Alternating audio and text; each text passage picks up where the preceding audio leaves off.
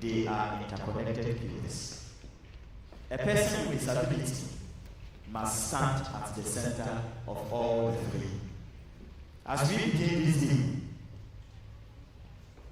let us remember, inclusion is not a favor, it is a right. Participation is not a courtesy, it is a necessity. And empowerment is not a dream, it is a duty. Together, ladies and gentlemen, let us build a Ghana where nothing about us is ever decided without us. Thank you very much.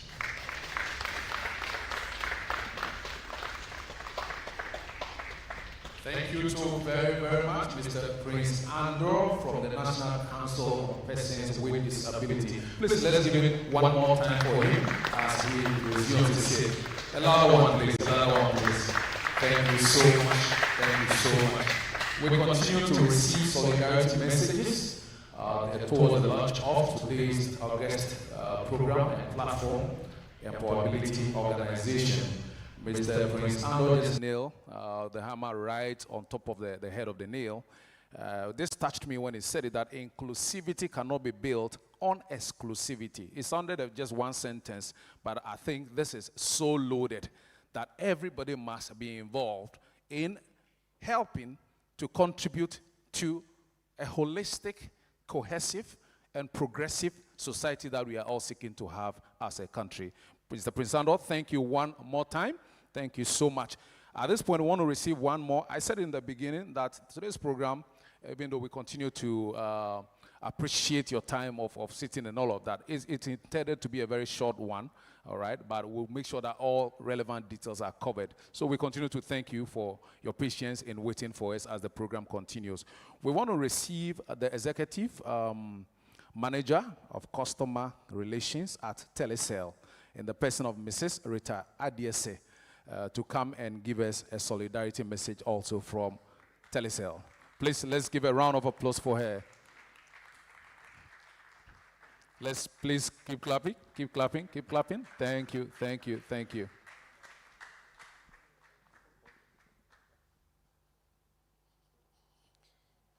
Good morning, everyone. Sorry, I have a very low voice this morning, so I hope you pardon me. I would like two very important people that I came with from Telecel to join me whilst I give you this speech. Jean, Henrietta, can you please join me upstage?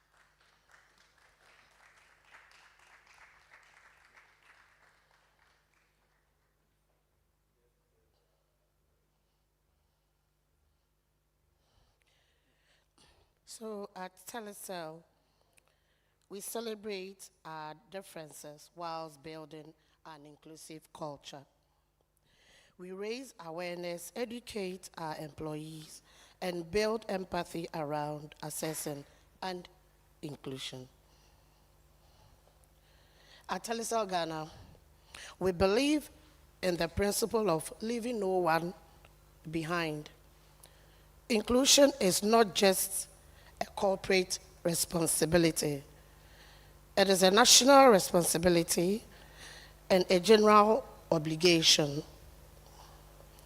When we empower persons with disability, we empower communities. When we create inclusive digital systems, we strengthen our economy. And when we work together, we build a Ghana that works for everyone. At Telecel, inclusiveness is one main thing that we drive. No one is left behind. So with us, when it has to do with the hearing impaired, we are very, very passionate about them. I have here Jean and Marie and Henrietta, who are hearing impaired. And these two came in as national service personnel, and today they are working with Telecel. We have about 5 of them working with us. and we have opened the door every year. We receive national service people coming in to work with us. They are so amazing, very knowledgeable, very smart, you can't imagine. Do not think that their disability is a problem. No, just give them what it takes, and you will see them come out with the best. I'll just give them a few minutes to share how they feel as they joined us at Telecel.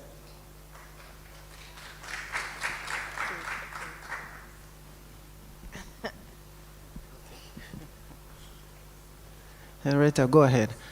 Very happy to have joined Telecel. First time I came through as a national service personnel, 2002, as I entered as a national service personnel, inexperienced, and then through my colleagues and support, I applied after the service. My bosses saw the work I did and I delivered, and then I became a full-time staff of Telecel until now, so I'm very excited. They support disability a lot. Truly, I'm also excited, as Henrietta shared. Very pleased to work in a company like this. I attended Takrady Technical Institute, TTU. How did I find out? And through their video calls and stuff, I found out Telecel support accessibility. So I was fortunate to have been picked and do my internship there. 2023, I started my internship. Okay, no, hold on. That was my internship. And then gradually, I came back again twice as an intern, and then added national service, and then got all the experiences. Now I'm a pro at the job. Thank you.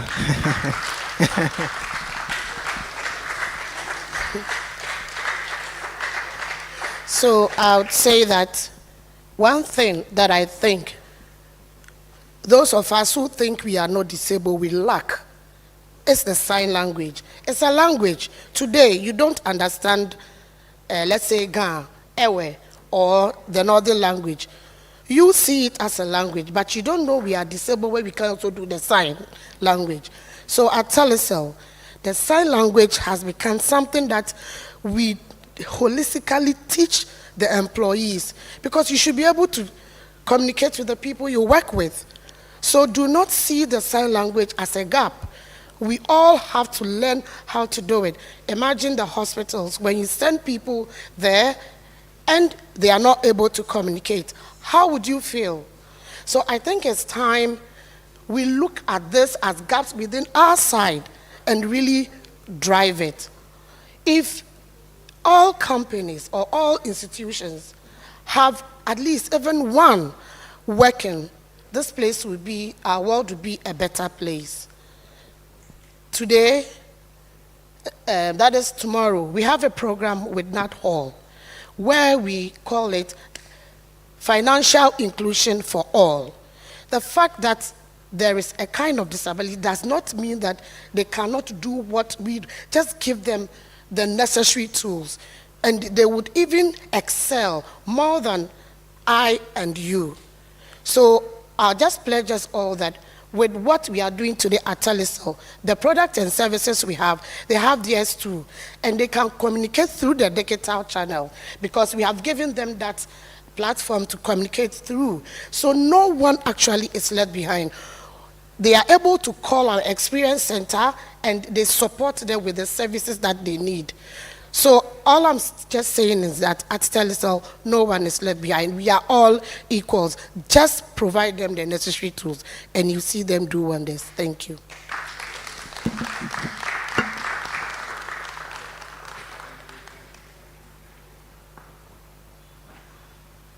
Thank you very much, Mrs. Rita Adiase and your team. Ladies and gentlemen, please, let's give them a round of applause one more time. A louder round of applause. A louder round of applause. Thank you so much for following through Talks with the Walk. Yes, the commitment can be made, but to practically demonstrate that you don't just talk, but you follow through the talk with action is something very admirable. Please, let's put our hands together one more time for Mrs. Rita Adiese and the team. At this point, we will want to get closer to the main reason for our gathering, which is the official launch and inclusive youth policy dialogue of Empowability Organization. And our media team, if you have our videos, at this point we will want you to play the launch video, and while you play the first one, we'll receive all the brains behind Empowability Organization. We had a message from the executive director earlier, but this is not a one-man show. He has a team that is backing him. And we'll launch with the first video, and in the middle of that, we will have the team to be outdoor as well, and we'll move on to a second video. So media team, if you have the launch video, ladies, gentlemen, with your presence and honor, help me receive the launch of Empowability Organization's video. The countdown begins. 10. I am a coder. 9. I am an entrepreneur. 8. I am a leader. 7. My chair is my chariot. 6. My silence is not my weakness. 5. My vision sees the future. 4. Today, the world sees us. 3. Today, we lead the way. 2. Ghana, are you ready?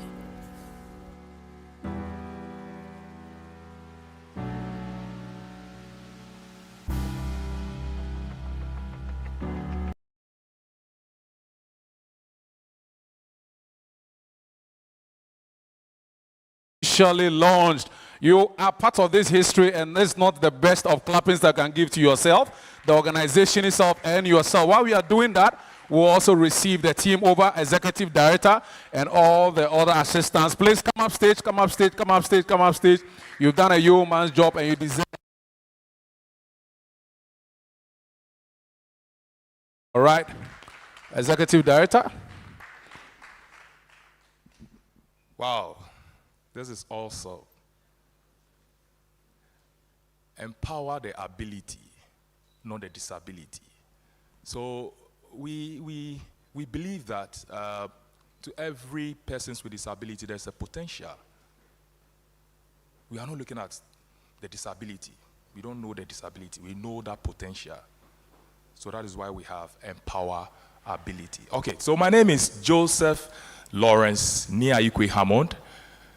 I'm the executive director and head of innovations and digital inclusion. With me, I have my team, dedicated professionals. Stanley, you want me to introduce you or what? Okay, so I have Stanley Makafui Anku. So Stanley is the head of fintech and business dev. Oh, let's give it out to him. Let's give it out to him. A round of applause. A round of applause. You didn't clap for me. Thank you, thank you. Then we have Momo. We call him Momo, not Momo. Right. This is octave lower or octave higher. It's Momo, not Momo. So please don't ask him for any Momo. Right. So that's Momo. Mohammed. Hiding. All right. So we have Sisi. Sisi is the head of policy, influencing, and advocacy. Where is Abina? Hey, Abina. And you are there. Let me go for my Abina. Let me go for my Abina. Oh, she's my Abina. Oh. Yes, Abina, I'm here. Yeah. All right, so we do that side. Yeah. Oh, clap for Abina, clap for Abina. Okay, so there's a step. Yes, one. Okay, the other one. Oh, that's fine. That's okay. She has a lot of experience. So. Okay, so be here. I'll introduce. Okay, so that's Sisi. And then we have Abina. Abina, your name, your full name. I'm Hemina Dansua Ametepe. Yes. So Abina, you can do better. You can. Ametepe, not Ametepe. No, you don't like the slang, Ametepe. All right, so Wehomina, it's the head of, or let me say the ability, one of our products is ability voice. So she's the lead for that. Ability voice talks about, I'll introduce you to all that. And then she's also the PRO, so she talks. Yeah, right, so that's Abina. Oh, let's give that to her. Thank you. Mr. Caesar, Siad, or said, Sada, okay, so said, it's the evaluation and monitoring, everything data. That's the guy. Right, so a round of applause for Caesar. Yeah, come here. And then we have Agede. Agede Mawina.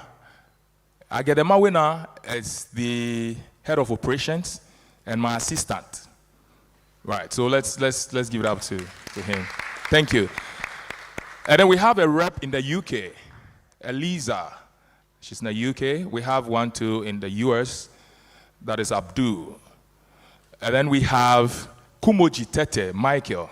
He's not here at the moment, but Kumoji is the comms, right? So please, a round of applause for the team.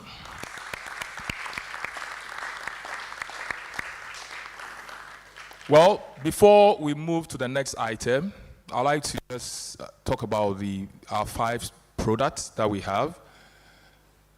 We have, the first is Ability Market. Ability Market talks about inclusivity, any market product for persons with disability, marketplace. So it's more or less like an online portal for persons with disability. We want to promote businesses, we want to promote entrepreneurs, we want to promote innovators. So if you are into prosthetics, you are into assistive technologies and all that, and you want to advertise, right? You come to us, and then we'll promote it. And then we have Ability Farm Tech. The Farm Tech talks about the agribusiness of the organization. So we operate in a hybrid model. That is the non-profit and then the social enterprise. So Ability Market and Ability Farm Tech are the social enterprises. So Farm Tech, agribusiness, anything, innovations and all that. And on this note, I would like to say that we are a member of Japan Plant Factory Association. Yeah.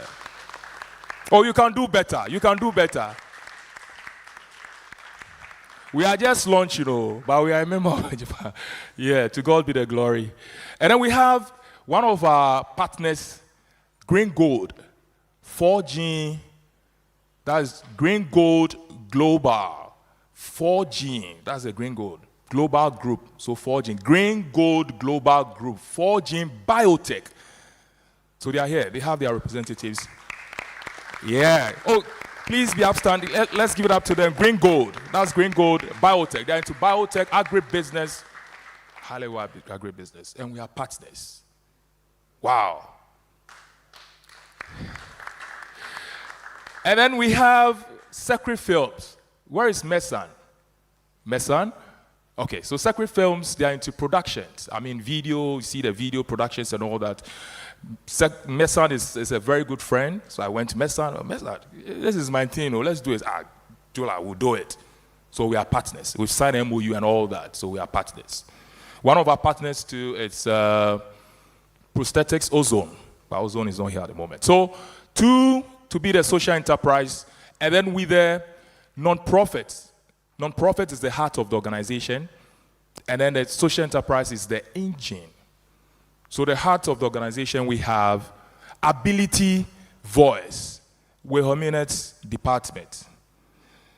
Podcasts for persons with disability, video content, audio, articles, activations, just name them. Road shows for persons with disability. That is under Ability Voice. And then we have Ability Edu. Edu means education, right? All inclusive. So, Doc, we'll come to HSC. We'll bring you some students. Oh, let's give it out to Doc. So that's Ability Edu. And then we have Ability Health. Health, care, and well-being of persons with disability. So all these things, we are focusing or we're harnessing AI technology, innovation, and what? Advocacy, just to drive this. So 5 products. Thank you. Let me invite Dr. Charles Hackman Isel. Charles is the board chair.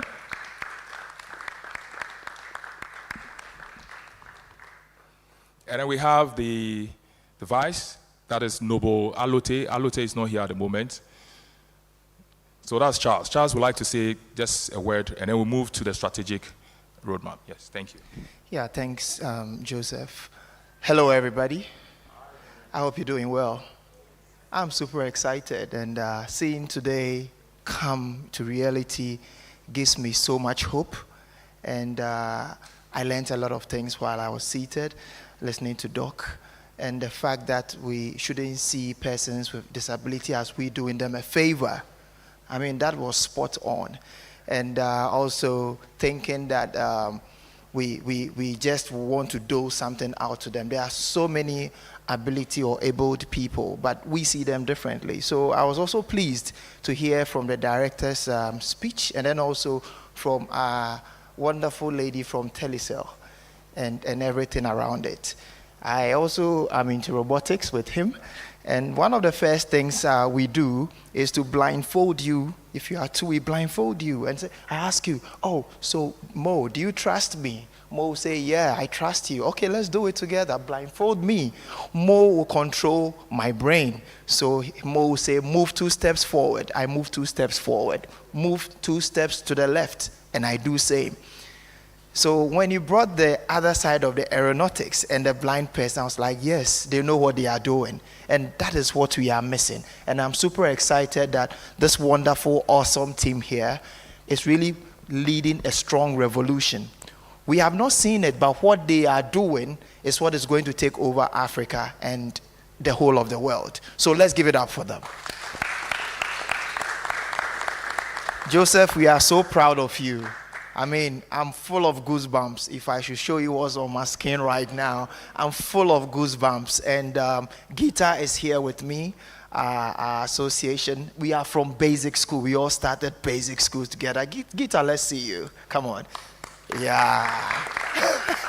So we are solidly behind you. And for me, what you are doing is what we need as a continent, as Africa. As Pan-Africanist in mindset myself, I believe that this is where we are supposed to go. So big ups, guys. Behind the scenes, they are doing awesome things. And today we are launching. And God bless you for being here. Everyone who is here, you've not missed anything. Those joining online, awesome. We love you with everything. And this is going to move the world. And it's a revolution. Thank you very much. God bless. God bless you. The strategic plan. We don't want to lose that. No. Okay. All right. Ladies and gentlemen, please let's put our hands together one more time to celebrate. Gentlemen, team, please, we would love to have one beautiful picture from our photographer here with all of you. I know you are busy in the day, so we don't want to lose out on any of you. Please come to the middle. Please come to the middle, somewhere here. All right, take your time, take your time. Abena, take your time. I got it right? Abena, yes, take your time. While we are at that, just to prepare media team to be ready to play the strategic plan, the 2026 to 2030 strategic plan. You will give us that, and after that, we will be jumping straight into a plenary section where we'll delve a bit deeper to open up the concentrations that Joseph just spoke about. Okay. Give me a signal if you've got it. Got it? All right. Gentlemen, thank you very, very much. As for this team, I'm confident to say this is, we've got the man. We got the man. They've got the man. They've got the men and the women. All right. Okay, so media, like I said, please play for us now the strategic plan, the 2026 to 2030 strategic plan. What plan is backing this launch? The concentrations that Joseph spoke about, the 5 specific areas of ability farm tech, ability edu, ability health, ability market, and ability voice. What strategic plan is going to guide the steps and processes so that it will not just be another talk shop, but after some time, we can come back and measure and say, this is what you said you would do. Give us accountability. I think it's a good thing, isn't it? Let's put our hands together and receive the 2026 to 2030 strategic plan. Our 5 years plan moves through 4 distinct stages. 1. Launch and baseline 2026. Establishing the brand and enrolling 500 PWD students into sector readiness programs. 2. Sector integration 2027 to 2028. Launching codability bootcamp and agri-inclusive hubs. 3. Policy mainstreaming 2029. Harmonizing the Ghana Disability Act with UN international standards. 4. Impact Evaluation 2030. Presenting a 5-year longitudinal study on the economic status of the class of 2026.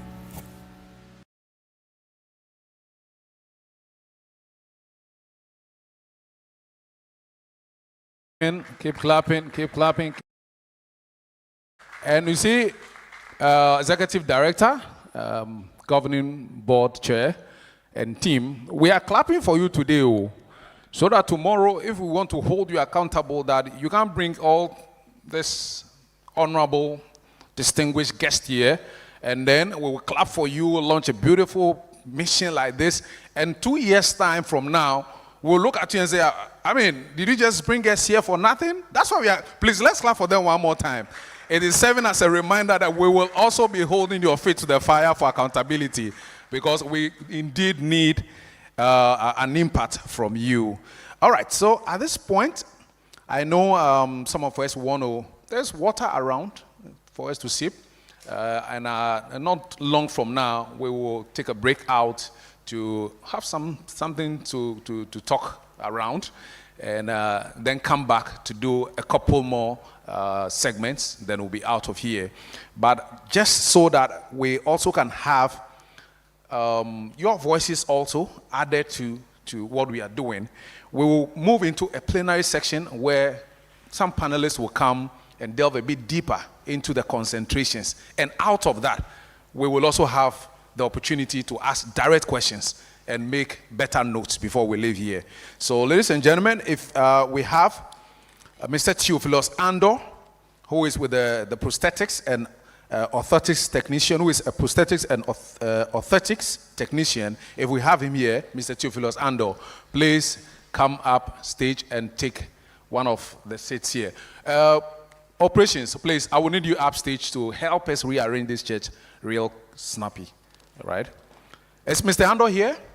If he's here, he should run like there's a fire on the mountain. If he's not here, Madam Jemima Opata Jemima Opata is okay. Please, let's put our hands together for Jemima. She's here.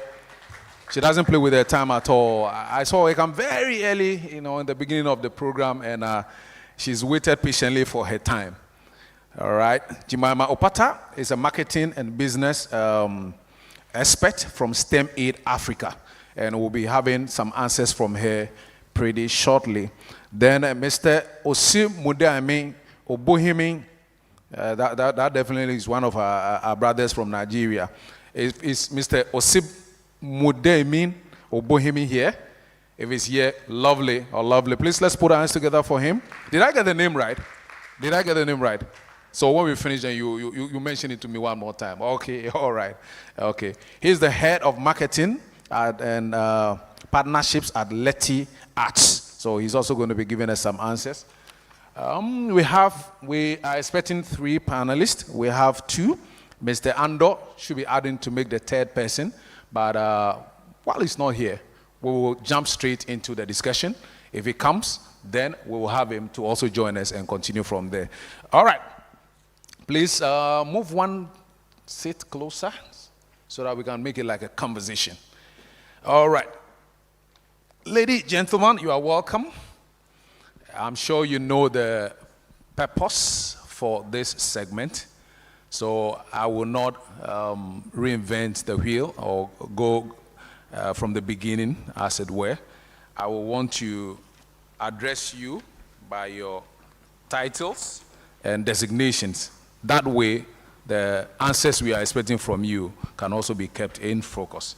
I'll start with, like we say, ladies first, isn't it? Or this time around, we can change the rule a little. Okay, ladies first. So, Madam Jemima Opata, Marketing and Business Associate of STEM Aid Africa, you are welcome. Thank you very much. Now, you've listened to the speech, opening remark. We have Mr. Andor. You are welcome. All right, you've listened to the opening remark of the Executive Director, solidarity messages, the outdooring of the team, message from the governing board chair, and all of that. But here, we want to see how bridging the silicon gap can be attained with your experience and all of that. So I want to find out from you in the first question that many STEM learning tools rely heavily on fine motor skills and visual feedback. So how is STEM Aid Africa re-engineering its hardware, such as robotics kits and circuit boards, to be accessible for youth with limited manual dexterity or visual impairments? Hi everyone, my name is Jemima. Thank you so much for having me. So I'd like to talk about our potential and current setup at STEM Aid Africa. We design our STEM Aid kits with, if you realize, I wanted to pick one of our STEM Aid kits. We have bigger components that aid persons with special needs to be able to even use while practicing. And again, we also are believers of group taxing and instructor-based learning as well. So many a times you see our people work as teams, in peer groups, in a team to come up with innovative things that solve actual problems in real life. And so our components are very, very reliable. They are very open, is big enough, and assist in all those guidance so that our people are able to bring out innovative stuff. So we don't just think about every other person, but we bridge the gap between persons with special needs as well as persons with, normal persons as well, or people without special needs, Okay, Madam Jemima, listening to you in answering the first lap of question to you, I think you highlighted an area that has to do more with innovation. And we know that innovation often requires a feel-fast approach kind of, which can be very expensive, all right? Can be very expensive. So how does STEM Aid platforms integrate with assistive technologies? Okay, in the wake of the fact that these technologies are expensive, how do you integrate with assistive technologies like screen reader or voice commanded codings to allow youth with disabilities to experiment and de-risk their ideas without facing higher technical barriers, than their peers. Okay, so at STEMaid, we design our STEMaid kits so that many different learners can use them, as I mentioned earlier on. We use bigger parts, color coding, simple snap fits components for learners who do not need perfect hands to control. And with what we just heard some of our partners or the organizers of this program mention, many a times people are being blindfolded and asked to do certain actions and all of that. With this state as well, we are able to guide our learners for them to also instruct other learners to work and also achieve all those accessibility and all of that, all those components, bring them to light and all of that. Again, we are looking at having sound aids, practical sound aids for our learners as well. So they are able to hear sounds, they're able to hear words, they're able to feel those components and also aid them in their building of projects and all of that. Okay, I believe, the effort you are making is seeking to address this holistically across all persons with disabilities.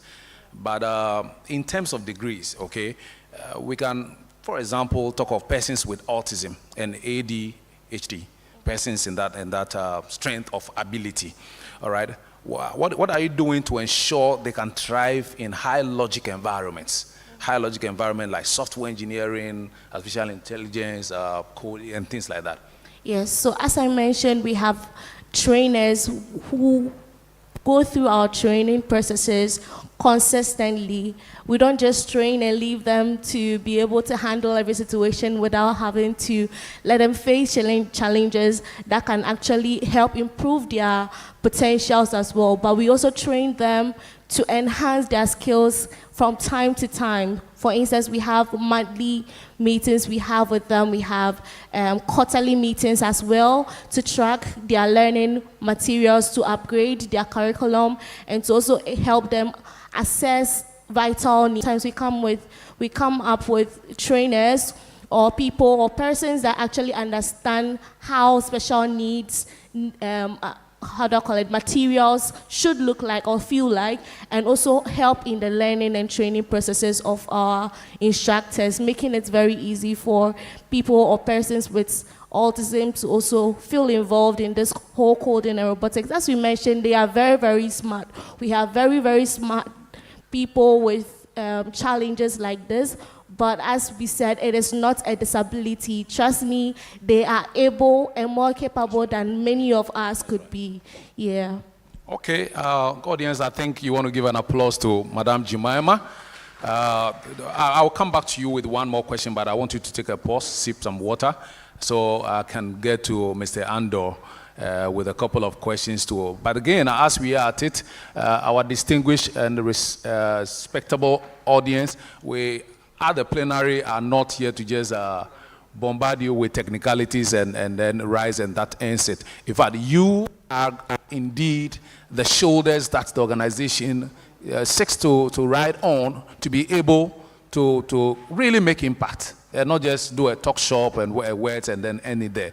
So while they are talking, I will request you to make your notes. If there's a very poignant question that you think cannot slide, all right, while a panelist is speaking, you want to raise that, we will be glad to receive that question in a matter of a minute or two alongside as we go on with the discussion. So, Mr. Andor, you're welcome once again. You are from the prosthetics and orthotics. You are a technician at this, and you know your role in this space of persons with disability cannot be underestimated at all. Exactly. And then we want to ask you directly that the Ghanaian agricultural landscape presents challenges like high humidity, dust, and heavy physical vibrations.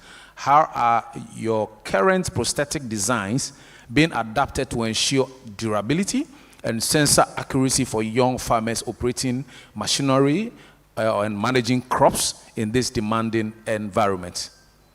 So we're talking about, being able to well fit into the environment we have. Okay, the prosthetics you are designing, durability and suitability. Please tell us about that. Okay, so with prosthetics, I mean, people mostly have some kind of misconception about the use of prosthetics. Like, people usually think that wearing a prosthetic, it's more or less like being planted in the, the segment where it's being cut or, yeah, it's amputated. But that is not the notion. What it is that prosthetics are applied on the body. I mean, the user actually puts it on. It's not actually, there are some of them which are actually attached to the body directly. They are implanted, but there are these ones which we always make or like we see around, which are actually applied to the body rather than being implanted. Now, these devices are very crucial. I mean, an ill-fitting prosthetic is going to cause a lot of issues to a wearer or a user. But whenever you find it very comfortable, whenever you find it very good, I mean, it was made through a strategic or, a very nice way, then you can use it actually, and then you can benefit out of it. And then also, coming to your question about how, the user fits in the environment. Yes. With that aspect, I would say that it's not the work itself that is causing the problem. But it comes back to what I said, that the user ability, as to whether the patient is able to use the device well, he or she is able to, adapt to the terrains and all other things. When these things comes to play, the patient is able to, get the benefit out of the prosthetic that he or she is using. Yes. Okay, I think I've got a major point out of your submission, but okay. This question seeks to just simply address the important matters of cost, matching that with wear and tear. Okay. And because as a person with disability who is on the farms, I want to be able to attain the highest of performance on my farm. And if I need these prosthetics to be able to work, yes, and I'm going to spend money in getting it, yes, but then within 2 months, it's out of shape. Yeah. It's because of our environment, yes, the humidity and all of those things. So the point we wanted to elicit from you is how much weight can we throw behind your works, the prosthetics you do? How much weight can we throw behind the look? As a person with disability, you need this to be able to actually maximize gains on the farm. Yes. But in getting this, you're getting it from your source as a prosthetics technician, will ensure that I will not get it today and then 2 weeks time. It's like quote and unquote a phone from somewhere. Yes. So, yes. So with that said, we actually train the patients. Sometimes we have adaptive devices which the patient uses at some point. If he or she is supposed to go to the farm, there are specific devices he or she is supposed to use. And then if he or she is going for a function, there is a particular kind of device he or she is supposed to use. So in that, there is not going to be wear and tear on the actual one he is supposed to take to functions, and then the actual one is supposed to take to the farms. Because those ones which are taken to the farms, they are very robust. They are very durable. They are waterproof. They can withstand a lot of stresses and all that. But with regards to those ones that he or she is supposed to take to the function, those ones, they are not really reliable when it comes to heat, when it comes to humidity changes, when it comes to those kind of things. Yeah. So, there are particular ones which are specific. They are job specific that you are supposed to, acquire before you can take to those areas. Okay. Thank you. So as audience, the panelists are actually here for you, all right? And panelists, we are here for the audience. So if you have any question or there's need for clarity, more light to be thrown on a specific area, please, you feel free. You are free to just signal so that we can bring the mic to you and obtain that question from you. I will just do a follow-up. We are in the age of AI and all of exactly. that. The explanations you give clearly sets the square pegs in square holes, round pegs in round holes. Ones that are suitable for certain environments, and I'm sure you give all this education to persons with disability when they come to you. But we are in the age of AI. So the other thing we'll be concerned about, if you can elaborate a bit on how the recent advancements in biofeedback or AI-driven limbs control are helping users perform high precision tasks such as drone operation, farm mapping, dedicated equipment repair. Are you able to integrate some of this recent technology, AI in particular, into making it even more easier for persons with disability to use prosthetics? Yes, of course. So on the aspect of, or the side of the patients, they are not really concerned about these ones, but we, the technicians or the clinicians, are concerned about them because we pick, the knowledge of AI. It helps us to come up with our devices, like the bionic arm that we make at Ozone Prosthetics. That's our flagship product. It's the first ever bionic arm in Africa, or let me say in West Africa. Yes, so that's a great achievement that I believe that Ozone Technologies is coming up with. And then, with AI helps us to come up with the coding aspect of those bionic arms and all that. So that is that. These are the things that we make at Ozone Prosthetics. Okay, yeah. I think you've been in the space for some time, so you know exactly what you are talking about. Maybe the last two, so I allow you to take a breather and then sip some water. Will be now you're talking about. Oh, there's a question? Oh, okay, that's great. So, media, can you please help us with one more microphone if there is? If there isn't, then we can use the one on the podium. Okay, all right. We actually received a question in the form of sign, so. My question is, you making the prosthetics, you made mention that it is made to fit the particular individual.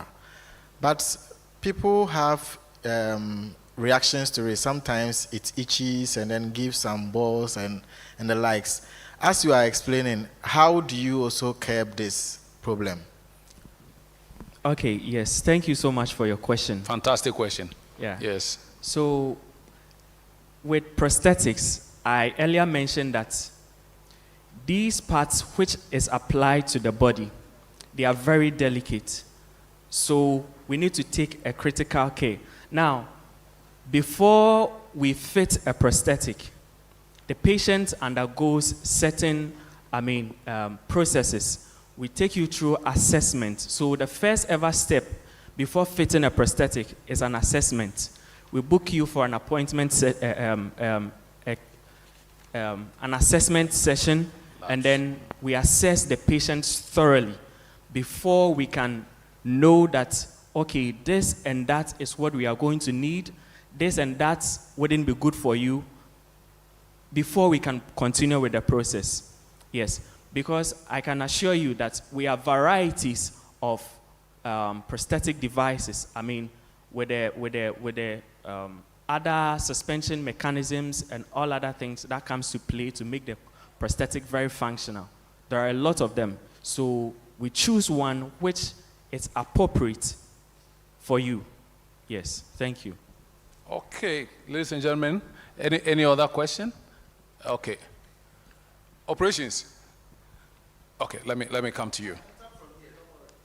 Can we all hear him from every side of the divide? Okay, all right. My concern is about cost. You know, the disabled, we believe in inclusive, the people that disabled should be, then the cost, most of them cannot afford. How do you think that? Okay, yes, Okay. Thank you so much. So the question of affordability. Yes, thank you so much. So with the question of affordability, at Ozone Prosthetics, we do 3D printing. That's the new innovations that are coming up. So we've incorporated that in our system. That helps us to reduce the cost of a prosthetic. With the with the bionic aspect, at our side, we are selling it at, let's say, $1,000.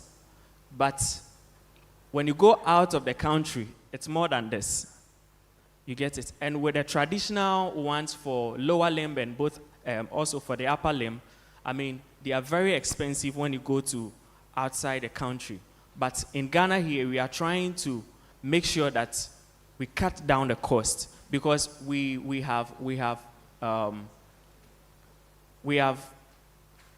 put in things together so that we can actually come up with, I mean, some sort of minimal prices for people to also get the prosthetics. I mean, sometimes some of these people come to us with their complaints. They are like, oh, the prosthetic is very expensive. It's like this, it's like that. But we also do community, outreach. So we meet students. For students, sometimes we give it to them for free and all that. Yes.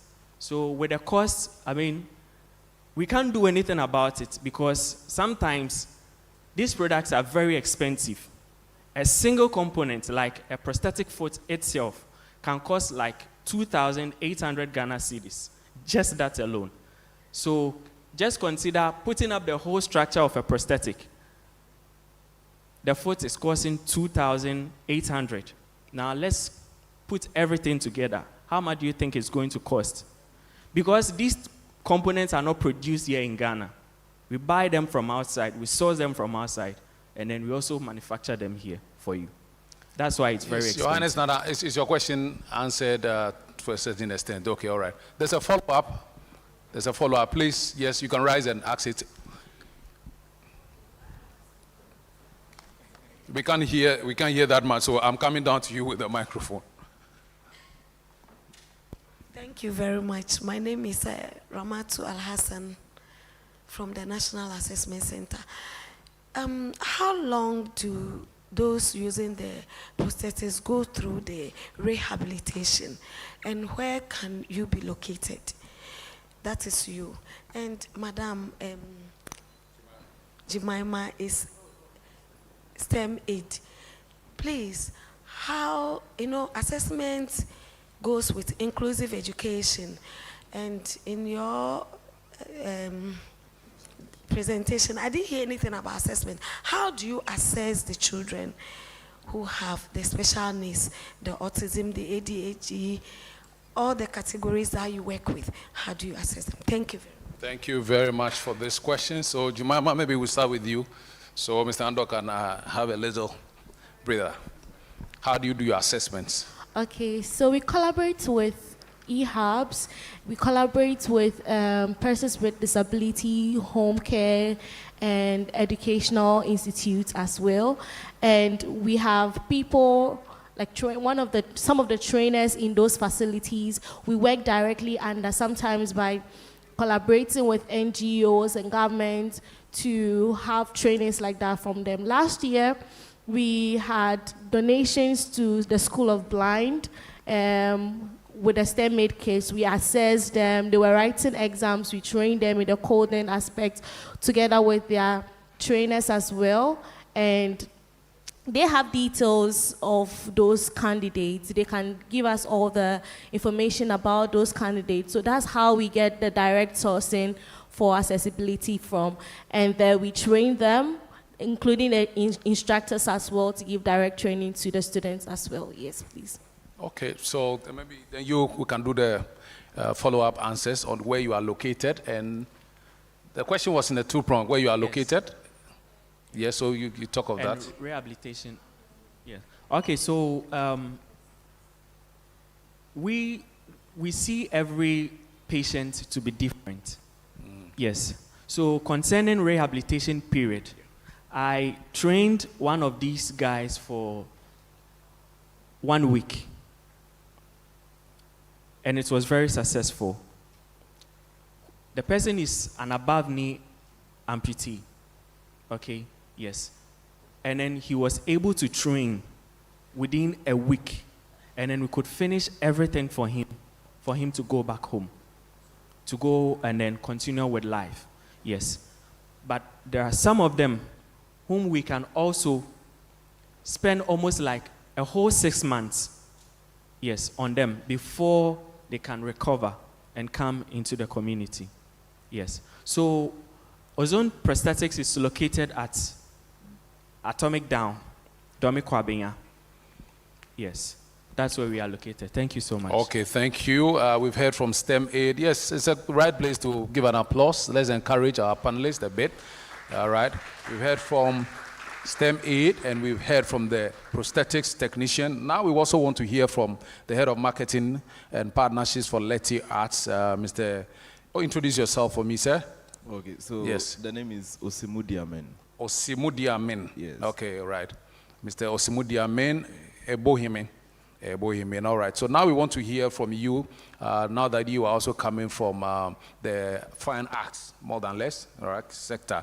We want to find out from you that going gaming, children would love to, play games, and persons with disability must not be left behind. They must not be excluded. And you occupying that space with a technical know-how. We want to find out from you. Whereas gaming often requires high-speed reflexes and precise manual input, how is Letty Arts incorporating universal design for gaming, such as remappable controls, one-button modes, or eye-tracking capabilities to ensure that PWDs, or persons living with disability, can engage fully, not partially, but fully, with their skill, and your skill, their skills, their interest, and your skills building platforms. Okay, but I think before I go ahead to answer, I would like to give a bit of context to what we do at Letty Arts primarily. It's necessary. Go ahead. So at Letty Arts, our main goal is geared towards two things. One, preserving culture, and two, telling stories through various mediums. Currently, we do that mostly through games and comics, animations as well. I think you need to speak up a bit. Can we all hear him clearly? Can we all hear him clearly? All right, okay. Please go ahead. This is better? It's better. Awesome. It's better. Yes, so primarily we do this through games, animations, and comics. In the case for disability, because someone would be like, what is a gaming company doing, on the panel discussion like this? A couple of years back, our CEO met with a lady called Farida Bedwe, and she has a condition called cerebral palsy. Now, I said our company, we do two things primarily, which is preserve culture and tell stories through different mediums. A question was asked as to how does Farida see herself? Because from the age of 1, she has had to, be supported by different, should I say, equipments, be it a wheelchair, walking stick, or crutches. But Farida today is one who owns her own company. She is a leader in the fintech industry, and also, one of the leading faces in the discussions of people with disabilities. The question was, how does Farida see herself, and how can we tell that particular story to the world? Now, why is that necessary? For lots of conversations like this, we are mostly talking about them. But why don't we also talk about ourselves? What do I mean by that? Well, it's very easy for someone to come across, having a disability. Say maybe you get an accident and you lose an arm. Then you realize that the world was not designed necessarily for people who don't have hands. So how do we know this and design things with this in mind? With that core idea, we decided to then say, okay, so let's tackle the problem of teaching people in a way that is more interactive. And the pathway for that was gaming. So we sat down with Farida, we had lots of conversations, and then we came up with a game called Kamza. You'll be able to try the game outside at our booth, so you could also experience this. Now, the game is about an archaeologist who also suffers from cerebral palsy and was granted the power through a mythical being in the world, right, to be able to walk and also, save people from other things. But besides that, it was also a story about self-image. In a world where everyone sees something else, which is entirely different from who you see yourself within. Farida told us that she sees herself as a superhero. She sees herself when she gets up in the morning and has to deal with all these difficulties, yet having to show up every moment of the day, doing the things she needs to do. So we took that concept and then we made the game. So it would be really cool if you guys try out the game outside. Now, to come to the question of how are we how your platforms are accessible. Yes, so how are we making this accessible? Due to the fact that we have taken these products and this game that we've made all across the world. We are currently at GDC, which is the world's largest gaming conference. We get to be in positions where we have conversations with huge gaming companies, bringing this sort of situation to light. And one of the most recent conversations was with a company, Xbox, if you know them, Microsoft, about how we could also design game pads for this particular situation. How can we have gamepad designed for people who cannot necessarily use their hands? So for someone like Farida, sometimes she finds it difficult to also use her hand. So we made sure the key mapping on our keyboards were key mappings that she could easily blend with and use to play the game. These are some basic things that prior to this project we hadn't necessarily thought of, which brings me back to the point of me saying that you realize that the world was designed not for people with this sort of situation. So every day at Letty Arts, we bring ourselves to ask a new question as to what are we missing and how can we further innovation in this particular industry. How can we make things easier for them, to the point of how we are also experiencing life. So we do not have the capability of producing hardware necessarily, especially in the space of games, which is where conversations with companies like Xbox come in, where we can see how best we can come up with things that they interact with easily and then bridge that gap into the products that we make for people to also understand the stories. Now, I made mention of the fact that we are telling these stories to other people as well. So say maybe you have a child. What does that child know about people with disabilities? How are we educating those children that if you see a friend who uses a wheelchair, this is the situation the person is going through? For us to communicate that, we've been having conversations at the office as to how can we integrate the struggle of such a life into gameplay? How do we take a day-to-day life of Farida? How do we put that in a basic gameplay? And we did that well by integrating that into the first section of the game, where she has to use crutches to walk into the cave where she and her team are exploring. When people start the game, they are like, oh, the game is dull, the game is boring. It's just for less than 5 minutes. Everyone is used to fast-paced games. Yes. So they don't realize that that is exactly that difficulty we are trying to communicate right there. So we don't have the patience enough to, understand the situation these people are in.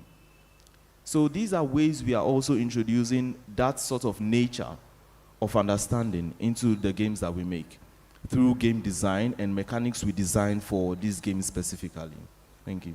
Okay, well, that's a whole lot for us to chew on, digest, and be able to produce questions thereafter. But then you touched on the fact that your booth is outside and we can have an experiment of that. Yes. Which for me gives evidence to largely what you are saying. Yes. But the question comes in, or okay, what about a person with disability who is not here with us, who can see your booth? And for the persons who are without disability, they can access games. You know, imagine a child with disability sitting at home in an environment that is not on-site like we are now, and seeing a friend playing games easily, online. All right, so what are you doing at Leti Art to, first of all, be able to roll these games, possibly online, at less data operational, demand or cost, and also be able to incorporate that inclusion, okay, where somebody who is offline can easily have a center, a place to visit and be able to. So we're talking about multiplicity of your booths, like we are having it here. How many do we have within Accra? Left to talk about outskirts of Accra. All right? Yes. So tell us about that. Okay, so I think one of the key things that has been discussed here is the conversation around cost, yes, right? To tackle cost, I want to say something extremely funny. Burna Boy in one of his music said, poverty is a disability, right?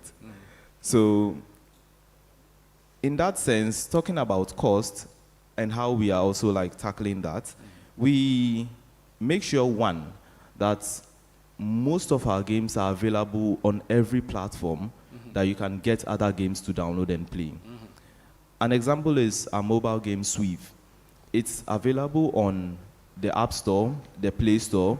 It's available on Trunction, which is the store for mobile devices like Techno and all of that. Making sure our game is readily available for everyone to have access to this. These are games you could also play offline, so you don't need data for that. Okay. Yes. Okay. Now, in the question of we having to set up booth and places where people, yes. Yeah. So far, Leti Arts in all of Africa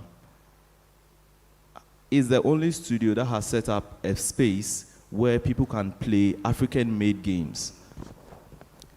And this is at the Alliance Française, so we have a VR center over there where you have access to games made by Africans. Our goal is to see how we can bridge that gap, like you said. One, by being at multiple events like this. Within this year, we've been to about 3 events already about this same conversation, this same topic. We are coming up with marketing strategies to position ourselves rightly for people with disabilities to get access to our games. For a game like Kamza specifically, it's a game you have to play on a PC. So we are also doing research to understand how people play these games. So for, say, someone who has no hands, how does this person access the internet? How do we get to understand their workflow? How can we then make our products available to them? Because the industry we are in, especially on the continent we are in as well, is fairly new and a disruptive, industry, we have found ourselves asking so many questions and being on the forefront of solving these things for the next generation. So for us, we are creating the pathway by being at events. Every event we see we can, get access to. By creating distribution channels, leveraging on existing platforms, like making sure we are on every store where you can get access to these games. By also creating games for almost every type of platforms. So we have games we make for virtual reality. We have games we make for mobile phones. We have games we make for PCs as well. And seeing where those particular products would bring us to have conversations like this and see how best we can make them even more accessible. Okay, thank you very much. I think from what you are saying, it means that you are not relenting at all in your efforts to bring these games to the doorsteps for persons with disability, yes, which is great for me. It's great. But the other thing we also want to look at is how then are you also giving the opportunity, okay, for persons with disability to also learn the vocation, okay? On the one side of the coin, you are doing everything possible to not leave persons with disability behind when it comes to they also experiencing games. But then they also must be involved somehow in, they will even, I think, will understand how to do these things better to suit, their specific needs. So what are you doing to create an avenue for persons with disability to also observe and learn the vocation? All right, so you answer that real quick, and then we'll take the question, then we'll take your final thoughts. Our time for this segment is almost up, so you answer this one on what chances you are giving persons with disability to learn the vocation of gamifying, and then we'll come back, we'll take the question, and from there, we'll come and take your final thoughts. All right, so first off, to answer that, I would say the game comes out was one where we had to work hand in hand with Farida. Prior to that, we had not necessarily worked with anyone with disability. This project was the first. So having to work with her, you realize how smart she is. You realize the sort of input she gives. And like I said, we've been to several events like this. Conversations with people around this particular subject and our products have been one of the most insightful conversations we've had. We talk about how we can improve the product, how we can make it better. How can we make the game feel more realistic for people to experience? And when it comes to the opportunities, Farida opened our eyes to the fact that we can teach them game design.